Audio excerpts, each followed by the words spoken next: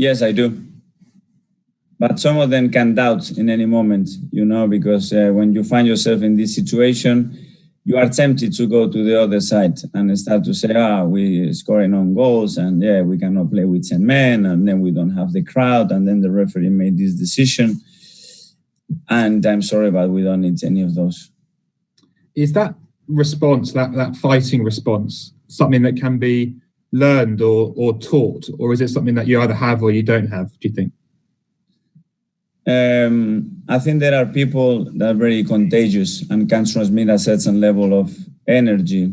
And when you have a lot of them, it's very easy. You always have some in one side, some in the middle, and some completely on board. And then you have to drag as many people as you want into your side, to the fighting side, and the ones that they are not interested or they cannot do it, they have to stay behind, because if not, they are pulling the track back. Yeah. Right at the start, you mentioned some percentages and probabilities without sort of explaining how that all works. Can you give us a rough idea of what that's based on? Is that sort of chance creation and chance quality and those sorts of metrics? Every possible scenario that can happen in a Premier League match is considered what is really affecting results, what is really affecting what happens through the game over 96 minutes. And it works. And but then football is not like basketball. In basketball, you shoot 50 times, and the opponent does it once, and you win every single game. Is a stat. It doesn't work in football like that. You can do the opposite way around and lose 1-0. We lost against Burnley, considering 0 shots on target from the opponent, and we lost it, which is incredible. But it happens in football, unfortunately. And even those things, you have to be able to control them, but it's pretty tricky.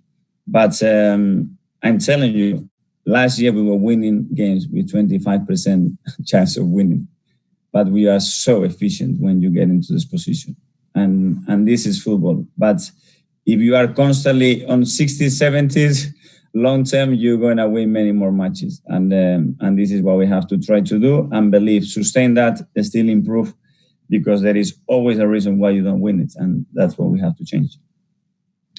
Transfer window opens next week, I believe, end of next week.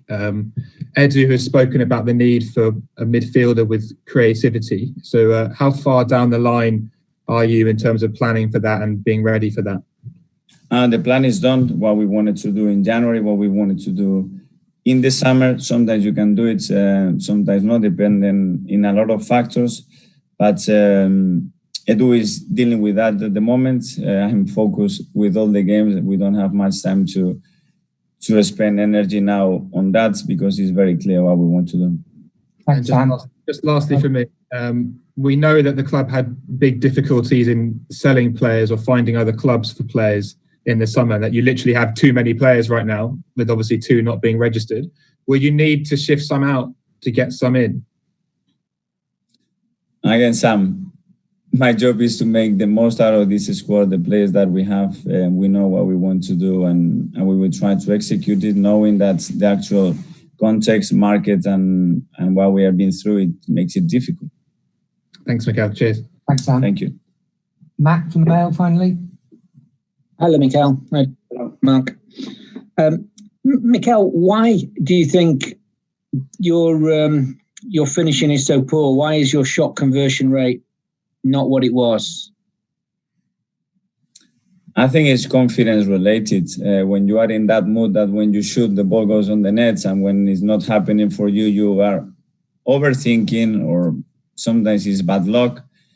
Sometimes it's moments that you have to go through, and it's difficult to explain. But what has been sustaining the team in the last few seasons as well is because that conversion rate, where expected goals was much higher than what it was supposed to be, and now it's much lower.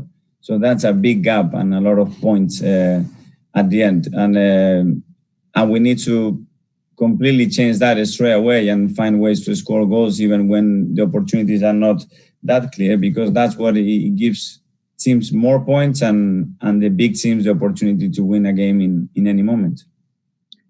How do you describe your first year? Do the highs of the trophies make up for the lows of the defeats and runs of form like this?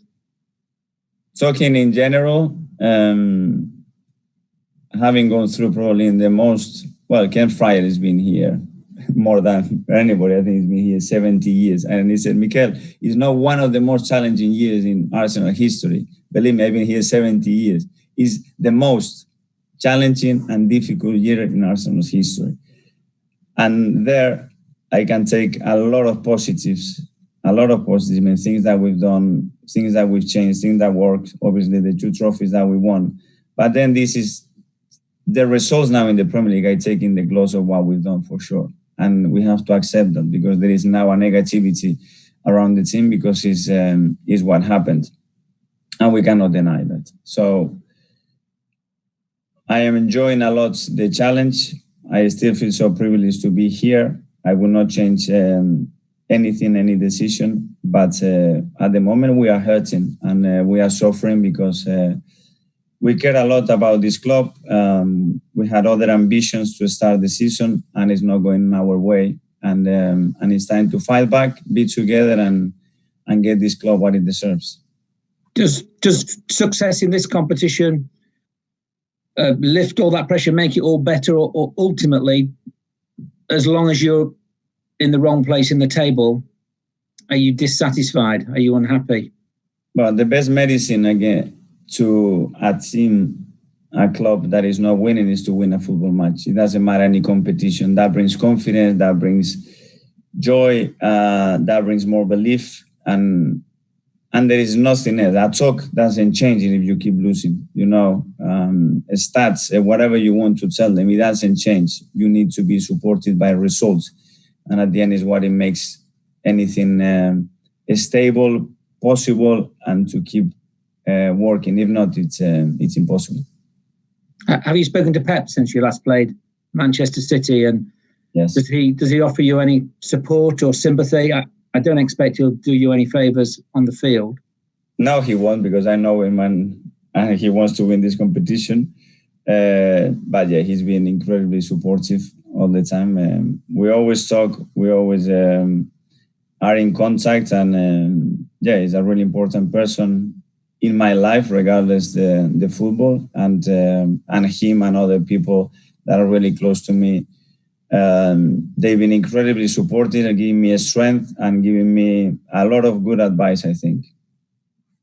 Can I ask you one other thing about Alan Shearer singled out Nicolas Pepe on Saturday's Match of the Day for his work rate and his attitude, and said with attitudes like that you would be in trouble. Is there an attitude problem, and does Shearer have a point about Nicolas, or are you offended when players are criticised in that way?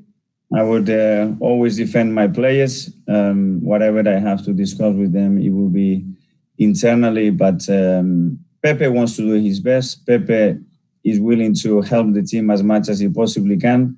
And this is what I'm interested in. My job is to make him better, make him perform better. And if he doesn't, it's my fault. But is his attitude a good attitude? Nico is trying his best.